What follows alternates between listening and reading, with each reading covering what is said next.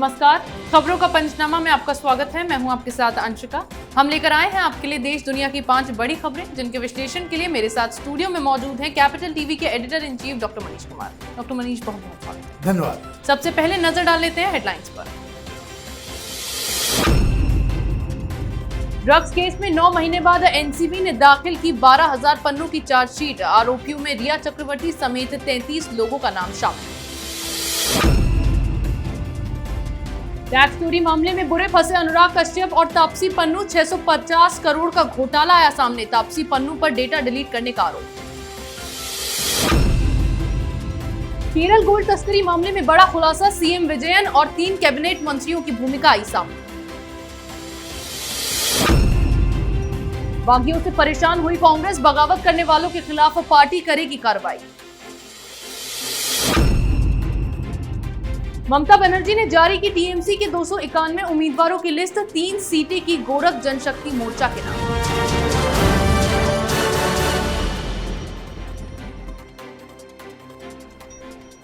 नजर डालते हैं पहली खबर पर। सुशांत सिंह राजपूत मौत मामले में एक बार फिर जांच तेज हो गई है। एनसीबी ने ड्रग्स कनेक्शन मामले में कोर्ट में चार्जशीट फाइल की है। ये चार्जशीट कुल 52,000 पन्नों की है। इसमें 12,000 पेज की हार्ड कॉपी और 40,000 पेज की सॉफ्ट कॉपी फाइल की गई है। एनसीबी की चार्जशीट में रिया चक्रवर्ती समेत कुल 33 लोगों के नाम बतौर आरोपी शामिल किए गए हैं। आपको यह भी बता दूं कि ड्रग्स कनेक्शन मामले में एनसीबी की ये पहली चार्जशीट दाखिल की गई है। डॉक्टर मनीष, क्या क्या बातें इस चार्जशीट में लिखी गई हैं? एनसीबी की चार्जशीट में 3-4 प्रमुख बातें हैं। पहली बात यह कि रिया चक्रवर्ती के खिलाफ एनसीबी के पास बहुत ही पुख्ते सबूत हासिल हो चुके हैं। दूसरी बात कि रिया चक्रवर्ती के बारे में इस चार्जशीट में कहा गया है कि उनके ही इशारे पे सुशांत सिंह राजपूत के सारे स्टाफ और उनका छोटा भाई शौविक ड्रग्स का कारोबार करता था। वो खरीद के लाता था, पहुंचाता था, और ये जो पूरा जो सिंडिकेट जो बॉलीवुड के अंदर में काम कर रहा था, सब एक दूसरे से ये लोग जुड़े हुए थे। इसमें तीसरा एंगल, जो तीसरा अहम पहलू इसका ये है कि इस सिंडिकेट का रिश्ता इंटरनेशनल ड्रग माफिया के साथ भी था, और इसी संदर्भ में अर्जुन रामपाल की गर्लफ्रेंड और उसके ब्रदर को बुलाया गया था, और ये एक पूरा सर्कल इन्होंने कंप्लीट किया है। तीसरी और भी अहम बात है, वो बात ये है कि रिया चक्रवर्ती सुशांत सिंह राजपूत के घर का इस्तेमाल ड्रग्स के कारोबार के धंधे के लिए उसके अड्डे की तरह किया करती थी। ये पहली चार्जशीट है। एनसीबी की तरफ से बताया जा रहा है कि सप्लीमेंट्री चार्जशीट भी डाला जाएगा, और उस सप्लीमेंट्री चार्जशीट में वो तमाम जो फिल्म एक्ट्रेसेस के साथ जो पूछताछ हुई है, बहुत सारे एक्टर्स को बुलाया गया था, इनका लेखा जोखा सप्लीमेंट्री चार्जशीट में डाला जाएगा। क्योंकि इस चार्जशीट में इन लोगों से जो पूछताछ हुई, जो दीपिका ने जो बात कही, या श्रद्धा ने जो बात कही, सारा ने जो बात को कबूला, जिस तरह से रामपाल से बातचीत हुई, ये सारी बातें तो हैं, लेकिन इन लोगों के ऊपर अभी आरोप नहीं लगे हैं। खबर ये आ रही है कि जो सप्लीमेंट्री चार्जशीट होगा उसमें बाकी सारे लोगों का हिसाब किताब होगा। यानी कि जिस तरह की बातें एनसीबी ने चार्जशीट में लिखी है, उसके बाद अब रिया चक्रवर्ती की मुश्किलें और भी ज्यादा बढ़ती नजर आ रही हैं। वहीं इनकम टैक्स चोरी मामले में आयकर विभाग की ओर से फिल्मी सितारों के ठिकानों पर लगातार छापेमारी की जा रही है। ऐसा कहा जा रहा है कि ये छापेमारी 2 से 3 दिन और चलेगी। इस बीच जांच में जुटे अधिकारियों को इन हस्तियों के खिलाफ कई सबूत हाथ लगे हैं। कुल मिलाकर 650 करोड़ की टैक्स चोरी का मामला सामने आया है। हालांकि कल तक यह आंकड़ा 300 से 350 करोड़ तक की टैक्स चोरी का था, क्योंकि अब तक मामला अनुराग कश्यप और तापसी पन्नू तक ही सीमित था। लेकिन जांच का दायरा जैसे ही फैंटम फिल्म्स और प्रोडक्शन कंपनियों के शेयर होल्डर्स तक पहुंचा, यह आंकड़ा लगभग 650 करोड़ की टैक्स गड़बड़ी तक पहुंच गया।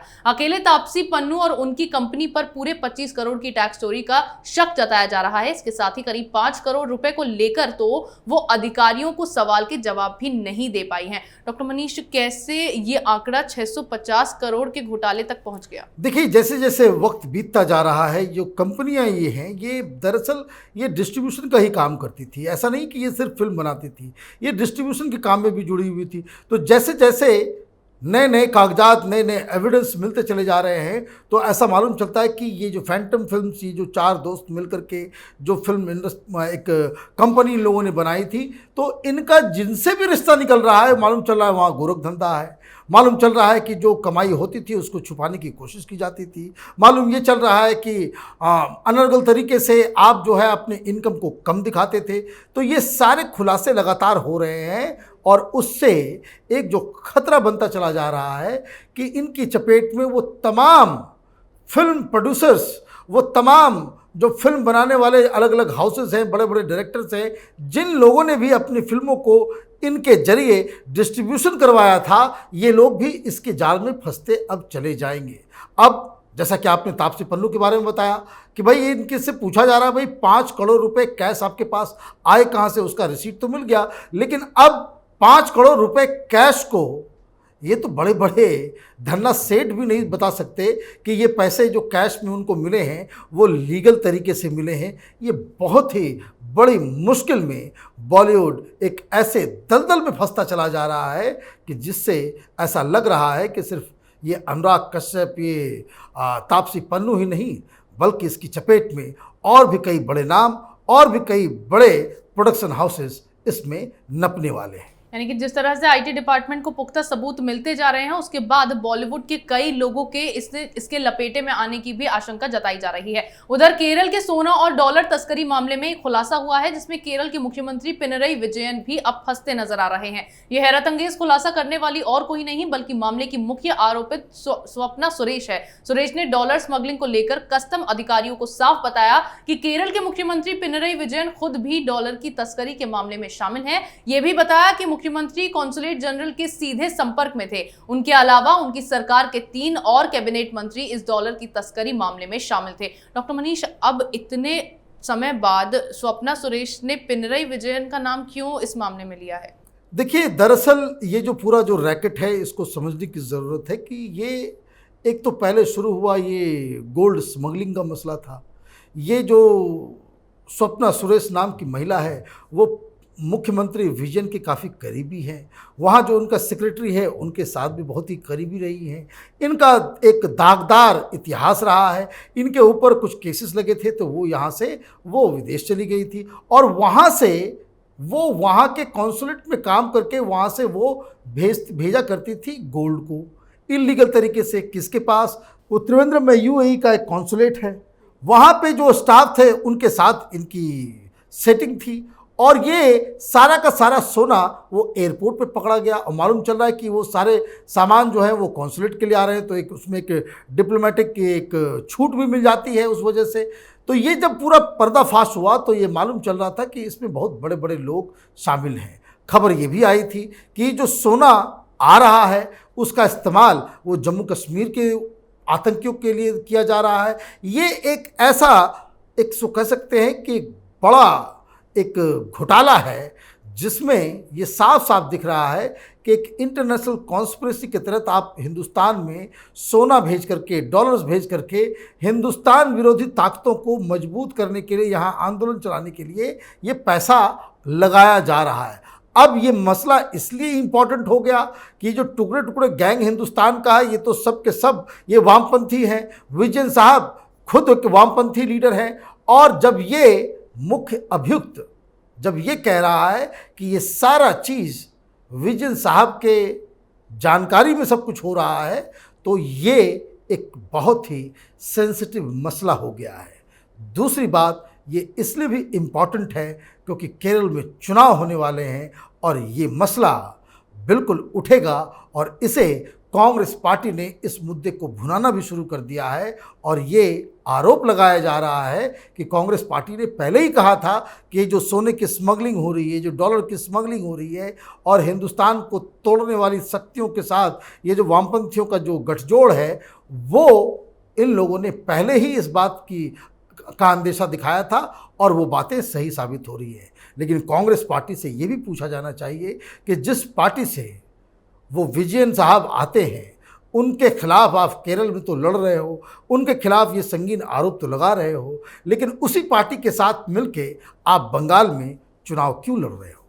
यानी कि जिस तरह से केरल गोल्ड तस्करी मामले में स्वप्ना सुरेश ने खुलासा किया है उसके बाद सीएम पिनरई विजयन की मुश्किलें भी बढ़ती नजर आ रही हैं। उधर कांग्रेस में लंबे समय से विद्रोह की खबरें सामने आ रही हैं। कुछ समय पहले कांग्रेस के 23 नेताओं ने पार्टी अध्यक्ष के चुनाव को लेकर अंतरिम अध्यक्ष सोनिया गांधी को पत्र भी लिखा। ऐसे में कांग्रेस में आपसी कलह को छिपाने की तो काफी कोशिश की गई, लेकिन हाल ही में हुए G23 कार्यक्रम में जब विद्रोह करने वाले सभी नेताओं ने एक साथ अपनी ताकत का प्रदर्शन किया उसके बाद इन खबरों पर मुहर लग गई। ऐसे में अब पार्टी आलाकमान ने भी इन नेताओं के खिलाफ कार्रवाई करने का ऐलान कर दिया है। जाहिर सी बात है कि अगर इन नेताओं के विद्रोह को नहीं रोका गया तो कांग्रेस इसका खामियाजा बहुत ही बुरी तरह से भुगतेगी। डॉक्टर मनीष, अब कांग्रेस ने इन बागियों के खिलाफ कार्रवाई करने का क्यों ऐलान किया? देखिए, ये कार्रवाई तो होनी ही थी। हमने शुरू से इस बात को कैपिटल टीवी में हम लोग बता रहे थे कि जिस दिन ये जो ग्रुप 23 नाम का ये जो गैंग है जो कांग्रेस पार्टी के अंदर, जिस दिन इन्होंने राहुल गांधी, सोनिया गांधी के नेतृत्व के ऊपर सवाल किया,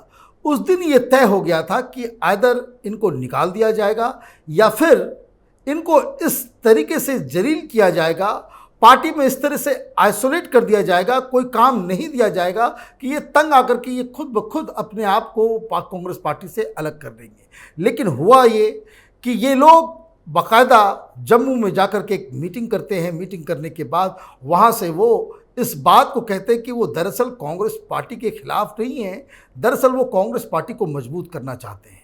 अब जो लोग गांधी परिवार की चमचागिरी में जुटे हुए हैं, उन्होंने सीधे सीधे फ्रंट खोल दिया इनके खिलाफ और उनके बयान आने लग गए कि ये लोग जो है पार्टी को कमज़ोर करना चाहते हैं। तो ये दरअसल कांग्रेस पार्टी में दो फाड़ होने जैसी स्थिति हो गई है। एक जो गांधी परिवार के साथ है और दूसरा जो राहुल गांधी और सोनिया गांधी के लचर नेतृत्व को चैलेंज कर रहा है। ये चैलेंज इसलिए किया जा रहा है कि बताया जा रहा है कि जो 5 राज्यों में जो चुनाव हो रहे हैं, इसके नतीजे आने के बाद कांग्रेस पार्टी में कोई अध्यक्ष पद के लिए चुनाव होगा, तो उसकी ये तैयारी में जुटे हुए हैं। लेकिन इनमें एक बात जो इन्हें समझ में नहीं आई कि कांग्रेस पार्टी दरअसल गांधी परिवार की प्राइवेट लिमिटेड कंपनी है।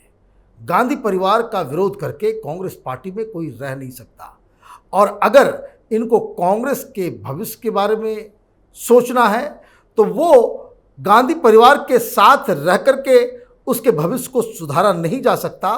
तो इसलिए इनके लिए अगर जो सबसे बेस्ट ऑप्शन जो है वो यही होगा कि आप कांग्रेस पार्टी को तोड़ के कोई अलग पार्टी बना लें। अदरवाइज़ ये जो खबर आप दे रही हैं कि इनके खिलाफ कार्रवाई होगी, तो वो शुरू से ही सबको पता था। यानी कि बागियों की बगावत से कांग्रेस पार्टी अब परेशान हो चुकी है, जिसे लेकर अब ये कदम उठाया जाना है। वहीं पश्चिम बंगाल में होने वाले विधानसभा चुनाव के लिए तृणमूल कांग्रेस ने 291 उम्मीदवारों की लिस्ट जारी कर दी है। इसके साथ ही पार्टी ने 3 सीटें अपनी सहयोगी गोरखा जनशक्ति मोर्चा को दी है। पार्टी ने 50 महिलाओं को इस बार टिकट दिया है। इसके अलावा टीएमसी ने 42 मुस्लिम, 79 अनुसूचित जाति और 17 अनुसूचित जनजाति के उम्मीदवारों को टिकट दिया है। डॉक्टर मनीष, ममता बनर्जी ने आज आखिरकार अपने उम्मीदवारों की लिस्ट जारी कर दी है। मुबारकबाद देना चाहिए किसी भी पॉलिटिकल पार्टी को कि आप इतनी जल्दी अपने पूरे सीट्स के ऊपर अपने उम्मीदवार तय कर लेते हैं। ये अपने आप में बताता है कि ममता बनर्जी की तैयारी कितनी सही है और कितनी पुख्ता है, क्योंकि ये बड़ी बड़ी पार्टियों के साथ ये बहुत बड़ा एक प्रॉब्लम होता है कि आप तय तो कर लेते हैं भाई चुनाव लड़ना है, लेकिन आखिर तक जाकर के वो लिस्ट तय होते हैं, और उससे जो सबसे बड़ा नुकसान ये होता है कि जो उम्मीदवार होता है उसके पास वक्त नहीं मिलता है अपनी कैंपेन को सही ढंग से नियोजित करने का, उसको प्लान करने का। अब ममता बनर्जी ने सारे सीटों के ऊपर उम्मीदवार की घोषणा कर दी है, तो आप देखिए कि जो लास्ट इलेक्शन होना है वो 28 अप्रैल को होना है, तो उसके लिए 1.5 महीने का समय जो है बिल्कुल वो कैंपेन करने के लिए उसके पास, उसकी तैयारी करने के लिए उसके पास वक्त मिल जाएगा। लेकिन इसमें एक ख़तरा ये होता है कि अगर आपने सारे सीटों पे आपने उम्मीदवार घोषित कर दिए हैं, तो कभी कभी ऐसा भी देखने को मिलता है, कुछ जगहों पे ये देखने को आने वाले दिनों में आप देखेंगे कि तृणमूल कांग्रेस के अंदर जिन लोगों को टिकट नहीं मिला है, वो विधायक जिनके टिकट काट दिए गए हैं, वो लोग भी थोड़ा अनकंफर्टेबल महसूस करेंगे, और ज़्यादा अनकंफर्टेबल महसूस करेंगे तो वो विद्रोही भी बन सकते हैं। लेकिन ये बातें हर पॉलिटिकल पार्टीज़ के ऊपर लागू होती है। ममता बनर्जी ने आज अपने सारे उम्मीदवार को मैदान में उतार दिया है, इसकी घोषणा कर दी है। ये ममता बनर्जी की एक अच्छी रणनीति है और एक अच्छी राजनीति है। यानी कि पूरी सोच समझ और अपनी रणनीति के तहत ममता बनर्जी ने आखिर अब अपने उम्मीदवारों की लिस्ट जारी कर दी है। देश दुनिया की तमाम बड़ी खबरों पर हमारे साथ आपके विश्लेषण के लिए बहुत बहुत धन्यवाद। खबरों का पंचनामा में आज इतना ही। अगर आपको हमारा ये वीडियो पसंद आया हो तो इसे लाइक करें, शेयर करें, कमेंट करें, साथ ही हमारे चैनल को सब्सक्राइब करें। और अगर आप तक हमारे खबरों के नोटिफिकेशन ना पहुंच पाते हो तो आप कैपिटल टीवी के ऐप को भी डाउनलोड कर सकते हैं।